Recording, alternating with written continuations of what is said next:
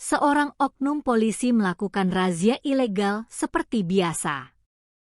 Uang damai mengalir lancar, sampai ia bertemu seorang wanita cantik berambut pendek menolak memberi uang. Siapa sebetulnya wanita ini sehingga sampai berani menentang oknum polisi ini? Saksikan kelanjutannya hanya di channel ini. Matahari siang itu seperti membakar aspal jalan kecil yang sepi.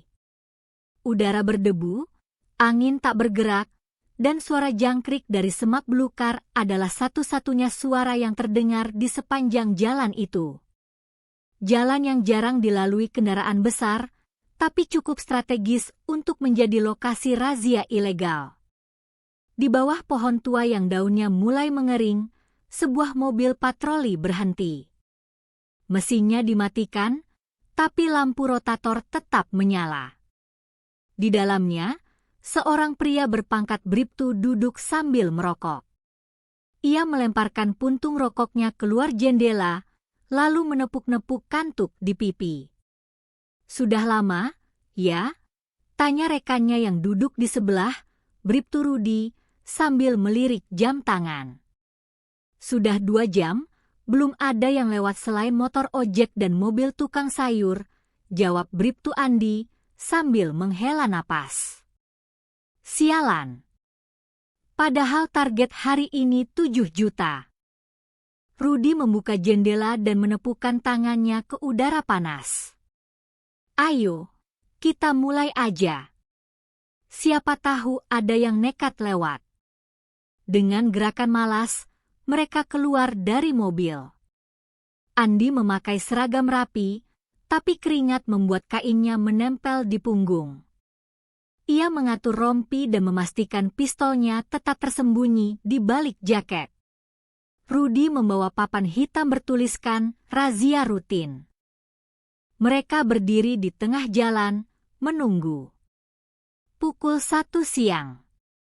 Udara semakin panas. Tapi tak lama kemudian, debu mulai berterbangan. Sebuah mobil minibus melintas perlahan. "Ada," desis Rudi. Mereka menghentikan mobil itu dengan gerakan tangan yang terlatih. Sopirnya, seorang pria paruh baya dengan keringat membasahi kemeja, membuka kaca. "Bapak, SIM dan STNK," ucap Andi dengan suara datar. Sopir mengeluarkan dokumen-dokumen itu dengan tangan gemetar. Andi melihatnya sebentar, lalu mengembalikannya. "SIM sudah expired, STNK tidak lengkap," katanya, berbohong. "Apa? Tapi saya baru saja perpanjang SIM, Pak. Ini STNK juga lengkap." Andi menepuk kap mobil.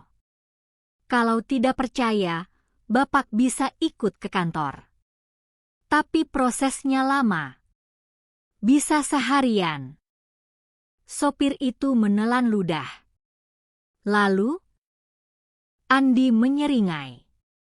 "Kalau Bapak kasih uang, saya bisa bantu." Sopir menyerahkan uang selembar 200.000. Andi menerimanya tanpa suara. Setelah mobil itu pergi, Rudi tertawa kecil. "Cepat juga. Ini baru awal." 2 jam berlalu. Dengan cara yang sama, mereka menghentikan mobil-mobil kecil, memaksa sopir membayar uang damai. Tak ada tilang, tak ada bukti pelanggaran. Hanya ancaman dan tekanan. Uang masuk ke kantong mereka satu persatu. "Sudah 5 juta, kata Rudi, sambil menyimpan uang di dalam tas. "Tinggal 2 lagi," jawab Andi, menyeringai. Namun, di tengah kepuasan mereka, sebuah mobil putih melintas. Cepat, tapi tenang. Dan dari balik kaca, terlihat seorang wanita cantik dengan rambut pendek dan tatapan tajam. Andi melangkah ke tengah jalan. Berhenti. Razia. Mobil putih itu melambat. Roda-roda hitam mengkilapnya menginjak aspal panas. Dari dalam mobil, terdengar alunan musik jazz yang lembut, tapi tidak terlalu keras. Wanita di balik kemudi menatap lurus ke depan, wajahnya tenang, matanya fokus. Ketika mobil itu berhenti di hadapan Bribtu Andi dan Bribtu Rudi, udara seakan berubah. Keduanya terdiam sejenak, seperti terpukau. Mobil itu terlihat mahal, bersih, dan terawat. Wanita di dalamnya, cantik dengan rambut pendek rapi dan riasan tipis. Andi melangkah mendekat, mencoba menjaga ekspresi wajahnya agar tetap tegas. Ia mengetuk kaca jendela. "Bu, SIM dan STNK, ya." Wanita itu menurunkan kaca jendela. Udara panas masuk, tapi ia tetap tenang. "Ada masalah, Pak?" tanyanya dengan suara rendah tapi jelas. "Silakan tunjukkan SIM dan STNK," kata Andi, lebih keras dari sebelumnya. Wanita itu menghela napas pelan, lalu membuka laci dashboard. Ia mengeluarkan STNK, tapi tidak ada SIM. "Maaf, saya lupa membawa SIM hari ini," ujarnya. Andi dan Rudi saling pandang. "Ini kesempatan. Tapi Bapak bisa tilang saya. Saya siap menerima sanksi sesuai aturan," tambahnya, tenang. Andi tersenyum tipis. "Tapi kalau tilang, prosesnya lama. Bapak atau Ibu harus ke kantor polisi, mengisi berkas, bayar di bank, merepotkan, ya?" Wanita itu menatapnya tajam. "Saya tidak masalah dengan proses resmi. Silakan tilang saya. Tapi kan lebih gampang kalau bayar di sini saja." Rudi ikut bicara, menyeringai. Wanita itu menghela napas lagi, kali ini lebih dalam. "Saya sudah bilang, saya ingin ditilang. Saya tidak takut dengan proses hukum." Andi mulai kesal. "Ibu ini kenapa susah banget? Kami cuma ingin membantu. Kalau Ibu bayar sekarang, kami biarkan Ibu pergi. Tidak perlu ribet." "Saya tidak perlu dibantu dengan cara ilegal," jawab wanita itu dingin. Rudi mulai naik pitam. "Jangan sombong, ya. Ini razia resmi. Kami bisa tahan mobil Ibu kalau tidak kooperatif." Wanita itu menatap Rudi. Matanya tajam. "Kalau Anda menahan mobil saya tanpa alasan jelas, itu disebut penyalahgunaan wewenang. Dan itu bisa jadi pelanggaran serius." Andi mulai merasa ada yang aneh. Wanita ini tidak seperti sopir biasa yang langsung takut dan menyerahkan uang. Dia tidak goyah. "Baiklah," kata Andi, mencoba menahan emosi. "Kalau begitu, turun. Kami akan proses lebih lanjut." Wanita itu tidak bergerak. "Kalau Anda ingin memproses, silakan.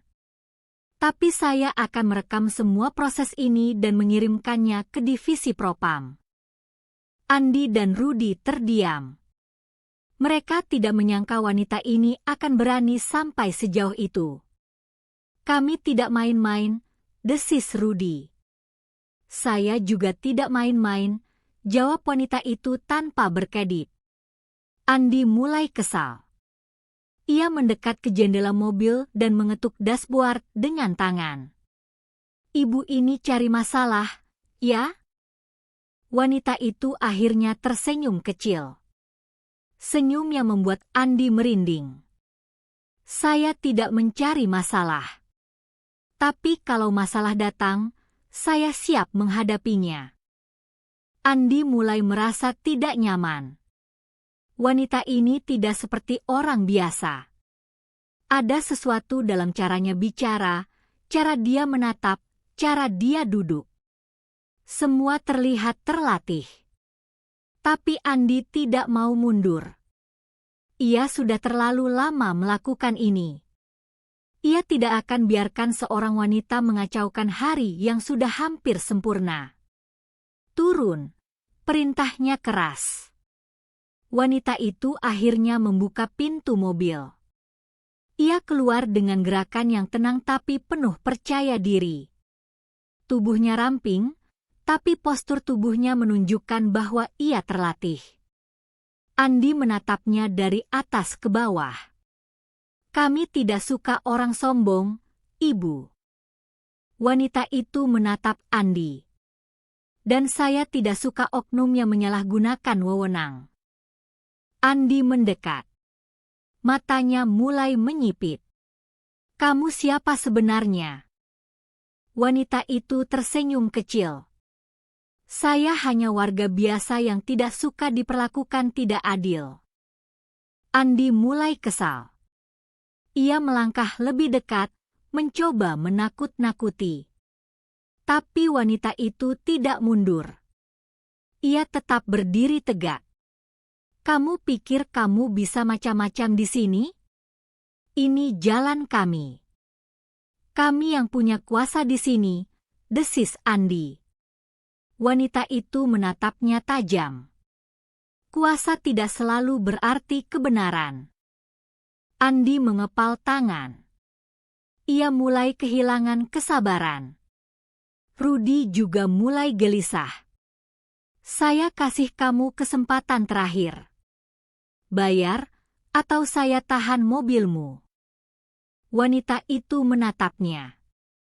Saya tidak akan membayar untuk kesalahan yang tidak saya lakukan. Andi menarik napas panjang. Matanya mulai berkilat-kilat. Ia melangkah ke samping mobil, membuka laci jok belakang, dan mengeluarkan pistolnya. Dengan gerakan cepat, ia menodongkan pistol ke wanita itu. Sekarang, kamu akan nurut. Udara yang panas tiba-tiba terasa lebih dingin. Sunyi menyelimuti jalan kecil itu, seolah alam pun menahan napas. Pistol yang mengarah ke dada wanita itu bergetar sedikit di tangan Bribtu Andi. Matanya tajam, mulutnya menyeringai. Ia menikmati ketegangan yang ia ciptakan. Wanita itu tidak mundur. Bahkan, matanya tidak berkedip sedikit pun. Ia menatap pistol itu, lalu menatap wajah Andi. Kamu pikir dengan pistol itu, kamu bisa menakutiku? Tanyanya dengan suara dingin. Andi tertawa kecil. Bukan cuma menakuti. Bisa membunuh juga, kalau kamu terus macam-macam. Rudy mulai gelisah. Ia melirik ke sekeliling, memastikan tidak ada mobil lewat atau orang yang melihat. Ia tahu, ini sudah terlalu jauh. Andi, jangan berlebihan, bisiknya. Diam, desis Andi tanpa menoleh. Wanita itu menarik napas dalam. Kamu tahu, kamu baru saja melanggar pasal 335 KUHP? Ancaman kekerasan dengan senjata api di tempat umum. Bisa 7 tahun penjara. Andi tertawa keras. Jangan sok tahu dengan hukum, Nona. Kamu pikir kamu siapa? Wanita itu melipat tangan. Saya hanya warga biasa. Tapi saya tahu hak saya. Dan kamu tidak punya hak untuk menodong saya. Kamu tidak punya SIM. Itu cukup untuk kami tahan kamu, kata Andi, mencoba mempertahankan kendali. Lalu mengapa kamu tidak menilang saya? Kenapa kamu malah minta uang? Karena kamu tahu, kamu tidak bisa menilang saya. Karena kamu bukan petugas razia resmi. Kamu hanya oknum yang memanfaatkan seragam untuk menipu orang, jawab wanita itu tajam. Andi mengepal pistolnya lebih kuat. Jangan macam-macam, ya. Kamu takut, ujarnya. Kamu takut kalau saya benar-benar melaporkan kamu. Karena kamu tahu, kamu salah. Kamu takut kehilangan uang harammu. Kamu takut kehilangan seragammu. Tapi kamu tidak takut kehilangan harga dirimu. Andi mulai kesal. Kamu ini cari mati, ya? Wanita itu tersenyum tipis. Saya tidak takut mati. Tapi kamu bahkan takut hidup jujur. Andi mulai kehilangan kesabaran. Ia melangkah maju, mendekati wanita itu. Pistol kini hanya berjarak 5 cm dari dada wanita. Kamu ingin berani? Aku tunjukkan kamu arti takut. Wanita itu tidak mundur. Ia tetap menatap mata Andi.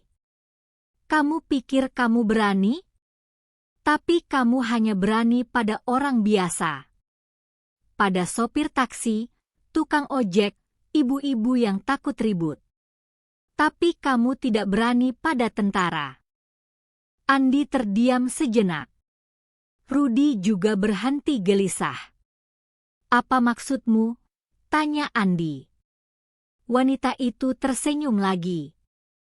Kali ini lebih dingin. Kamu pikir aku takut karena kamu menodong pistol? Kamu pikir aku akan menangis dan menyerahkan uang seperti orang biasa? Karena kamu belum tahu siapa aku. Andi mulai merasa sesuatu yang tidak menyenangkan. Siapa kamu? Wanita itu menarik napas. Aku perwira di Kesatuan TNI AD. Kapten. Dan kamu baru saja menodong seorang perwira negara. Andi terdiam.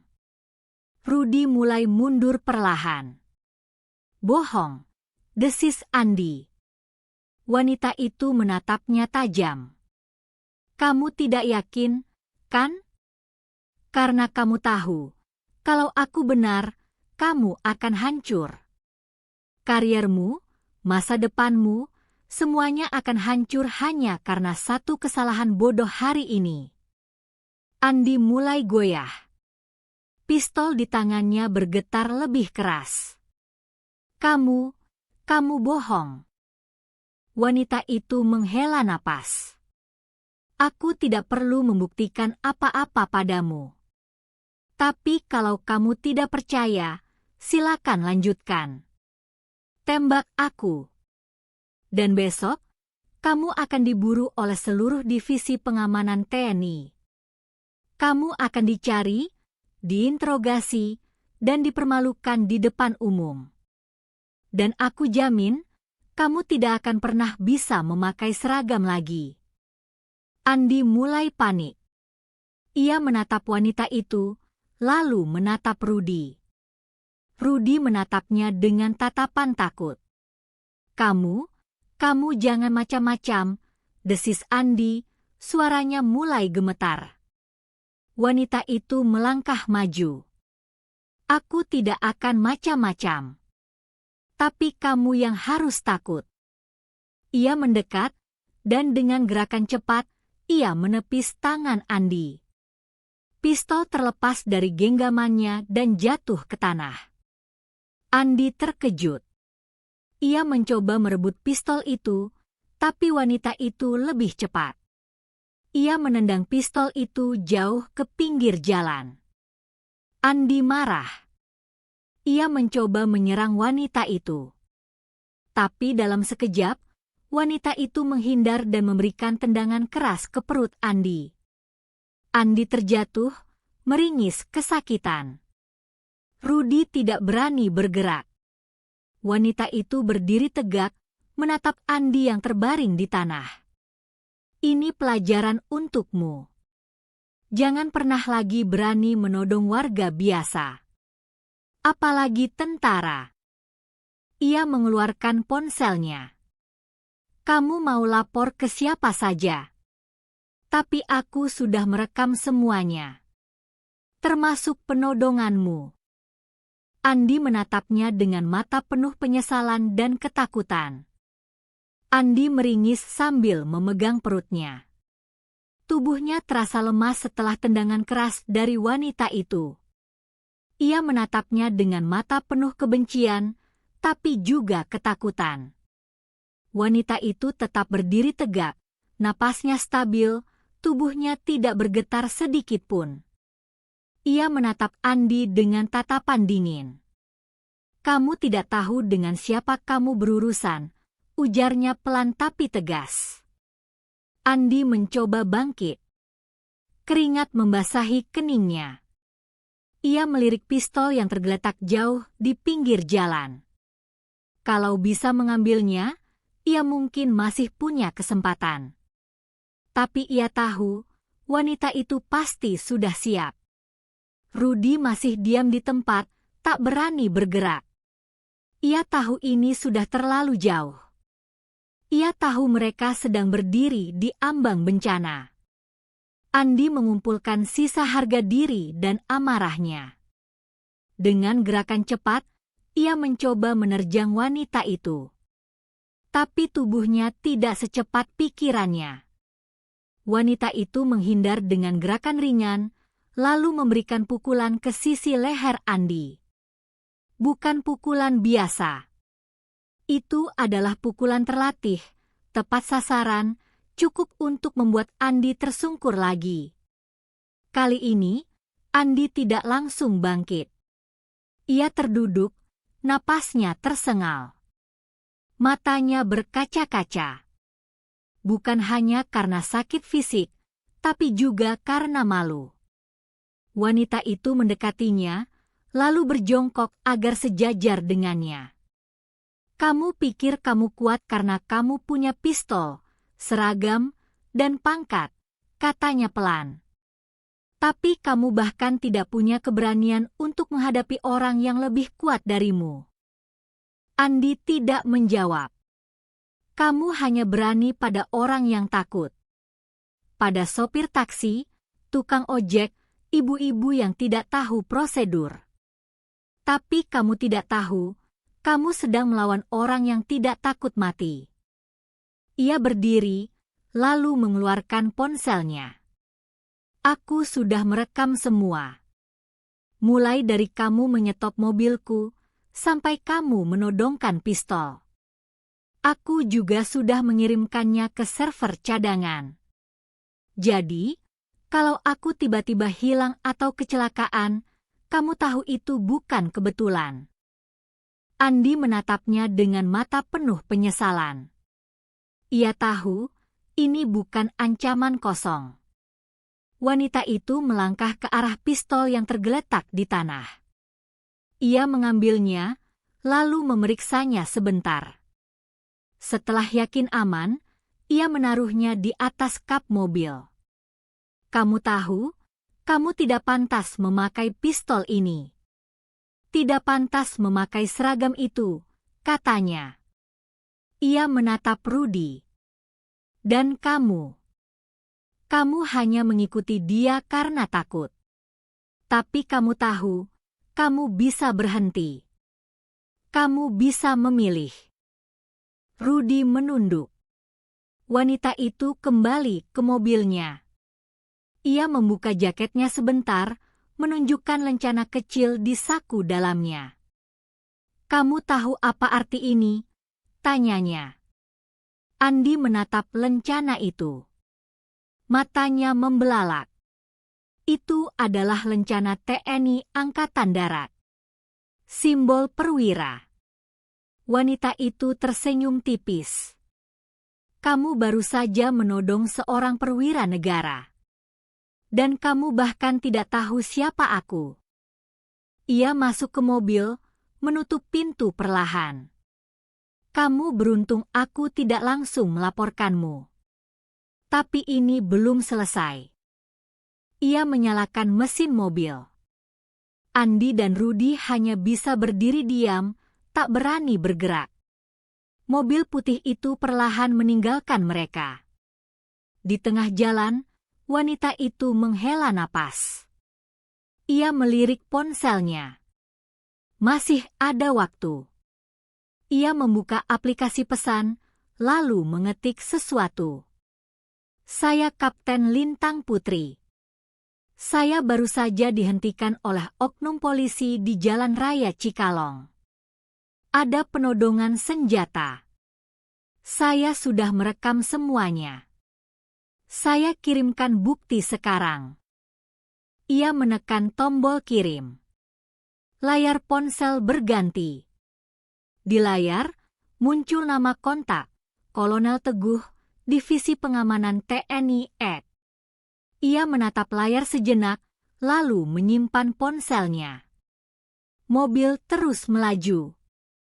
Udara di sekeliling Bribtu Andi terasa lebih berat dari sebelumnya. Keringat dingin mengalir di pelipisnya. Ia masih terduduk di aspal panas, napasnya belum sepenuhnya pulih dari tendangan tadi. Rudi berdiri tidak jauh darinya, wajahnya pucat. Ia terus melirik ke sekeliling, takut ada mobil lain yang lewat atau petugas dari pihak manapun yang melihat kejadian ini. Andi perlahan bangkit. Tubuhnya terasa nyeri, tapi rasa sakit itu tidak seberapa dibandingkan rasa takut yang mulai merasuk dalam pikirannya. Ia menatap pistolnya yang masih tergeletak di kap mobil. Ia mengambilnya, tapi tangannya gemetar. Ia tidak lagi merasa aman dengan senjata itu di tangan. Ia ingat lencana TNI yang diperlihatkan oleh wanita itu. Ia tahu itu bukan main-main. Kita harus pergi, ucap Rudi pelan. Andi tidak menjawab. Ia hanya menatap jalan kosong tempat mobil putih itu menghilang. Kita harus cepat. Dia pasti akan lapor. Dan kalau benar dia perwira TNI, Rudi menelan ludah, kita akan hancur. Andi menutup matanya sejenak. Ia tahu Rudi benar. Ia tahu ini bukan razia biasa yang bisa mereka tutupi dengan uang. Ini adalah pelanggaran berat. Penodongan senjata kepada seorang perwira negara. Ia menghela napas panjang. Kita pulang, katanya pelan. Kapten Lintang Putri melajukan mobilnya dengan tenang. Meskipun wajahnya tetap dingin, jantungnya masih berdebar cepat. Tapi bukan karena takut, melainkan karena amarah. Ia menatap jalan lurus di depan, lalu mengambil ponselnya. Ia membuka aplikasi pesan internal militer dan mulai mengetik laporan singkat. Kapten Lintang Putri, Kesatuan Infanteri Khusus. Tanggal 12 April 2025. Laporan insiden penodongan senjata oleh oknum polisi. Lokasi, Jalan Raya Cikalong. Deskripsi, saya dihentikan oleh 2 oknum polisi dalam razia ilegal.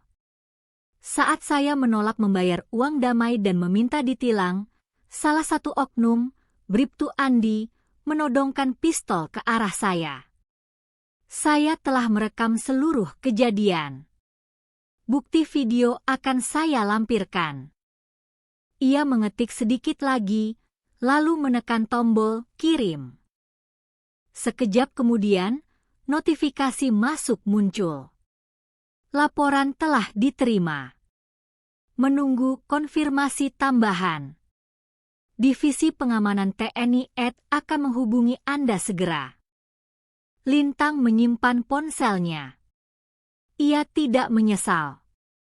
Ia tahu ini adalah langkah penting. Bukan hanya untuk dirinya, tapi untuk semua orang yang selama ini menjadi korban razia ilegal seperti ini. Andi dan Rudi kembali ke kantor polisi 1 jam kemudian. Mereka tidak menyapa siapapun, hanya langsung masuk ke ruang kecil tempat mereka biasa berkumpul.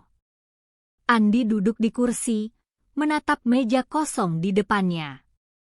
Kita harus tenang, kata Rudi, mencoba menenangkan diri sendiri. Kalau dia tidak lapor, kita bisa tutupi ini. Andi tersenyum sinis. Kamu pikir dia jenis orang yang akan diam saja? Rudy tidak menjawab. Dia tidak takut. Dia tahu hukum. Dia tahu cara melindungi diri. Dan dia bukan orang biasa. Andi menatap Rudy. Dia perwira TNI. Kamu tahu artinya itu? Rudy mengangguk pelan. Kalau dia benar-benar lapor, kita bisa dipecat. Bisa dipenjara. Bahkan, bisa diinterogasi oleh militer. Rudy menelan ludah. Andi menutup matanya. Ia merasa seperti terseret ke dalam pusaran yang tidak bisa ia kendalikan. Kita harus siap, katanya pelan. Kita tidak tahu kapan mereka akan datang. Andi tidak bisa tidur semalaman. Ia bolak-balik di tempat tidur sempit di asrama kecil tempat ia tinggal. Setiap suara di luar membuatnya terlonjak kaget. Ia takut. Ia tahu, ini hanya soal waktu. Keesokan paginya, ia masuk ke kantor polisi seperti biasa. Tapi pagi ini, suasana terasa berbeda. Suara riuh rekan-rekan yang biasanya ramai bercanda, kini berganti dengan bisik-bisik serius. Beberapa dari mereka menatap Andi dengan tatapan aneh. Ia duduk di meja kerjanya. Tidak lama, sebuah pesan masuk di ponsel dinasnya. Segera ke ruang Kapolsek. Sekarang. Andi menelan ludah. Ia menatap Rudy yang duduk tidak jauh darinya. Rudy membalas dengan tatapan takut. Andi bangkit, langkahnya terasa berat. Di ruang Kapolsek, suasana dingin dan tegang. Kapolsek, Kompol Dedi, duduk dengan wajah muram. Di sebelahnya, ada dua orang pria berpakaian sipil dengan aura militer yang sangat kentara. Salah satunya memakai jam tangan mahal dan memandang Andi dengan tatapan dingin. "Bribtu Andi," ucap Kapolsek tanpa basa-basi. "Ini dari Divisi Pengamanan TNI AD. Mereka menyelidiki laporan dari Kapten Lintang Putri." Andi menelan ludah. Nama itu terasa seperti palu yang menimpa hatinya. Kami sudah menonton rekaman yang ia kirim. Ada penodongan senjata oleh Anda, Bribtu Andi. Dan Anda, Rudy, sebagai saksi pasif. Ini adalah pelanggaran berat. Andi menatap lantai. Ia tidak bisa membantah. Kami akan mengirimkan laporan ke Propam dan menyerahkan kasus ini ke penyelidikan gabungan. Anda akan diberhentikan sementara dari tugas sampai investigasi selesai. Andi menggigit bibir. Ia tahu ini belum akhir. Ini baru permulaan. Di markas TNI AD, Lintang duduk di ruang laporan Divisi Pengamanan. Di depannya, duduk Kolonel Teguh, atasannya langsung. "Laporanmu sudah kami terima, Kapten," ucap Kolonel Teguh. "Kami sudah menghubungi pihak Polri. Mereka serius menangani ini." Lintang mengangguk. "Saya tidak ingin mereka dipermalukan. Saya hanya ingin mereka tahu bahwa tindakan mereka berdampak besar. Bahwa ada orang yang tidak akan diam kalau dirugikan." Kolonel Teguh menatapnya. "Kamu yakin tidak ingin melanjutkan ke jalur hukum?" Lintang menghela napas. "Saya ingin mereka berpikir ulang. Mereka bukan penjahat berdarah dingin. Mereka hanya korban sistem yang korup." Kolonel Teguh tersenyum tipis. "Kamu mungkin lebih bijak dari banyak orang di usiamu." Lintang menatap jendela. Saya hanya ingin keadilan, bukan pembalasan. Andi duduk di pojok ruang tunggu propam. Surat pemberhentian sementara sudah ia terima. Ia tidak bisa masuk ke kantor polisi tanpa izin resmi. Ia tidak bisa memakai seragam. Ia tidak bisa melihat keluarga besar yang selama ini ia banggakan. Ia menatap ponselnya. Tidak ada kabar dari teman-temannya. Semua menjauh. Ia mengingat kata-kata Lintang. Kamu tidak punya harga diri. Ia menangis pelan. Bukan karena takut dipecat, tapi karena ia menyadari satu hal, ia sudah lama kehilangan arah. Ia bukan lagi pelindung rakyat. Ia hanya penjahat dengan seragam. Beberapa hari kemudian, Lintang menerima telepon dari Kolonel Teguh. Kasus itu sudah selesai, ucap Kolonel. Bribtu Andi dan Bribtu Rudi diberhentikan dari kepolisian. Mereka juga akan menjalani wajib lapor setiap bulan selama setahun. Lintang menatap langit-langit kamarnya. Saya harap ini menjadi pelajaran bagi mereka. Kamu baik, Kapten. Tapi jangan terlalu lembut. Dunia ini keras. Dan kadang, kelembutan bisa disalahgunakan. Lintang tersenyum. Saya hanya percaya, semua orang punya kesempatan untuk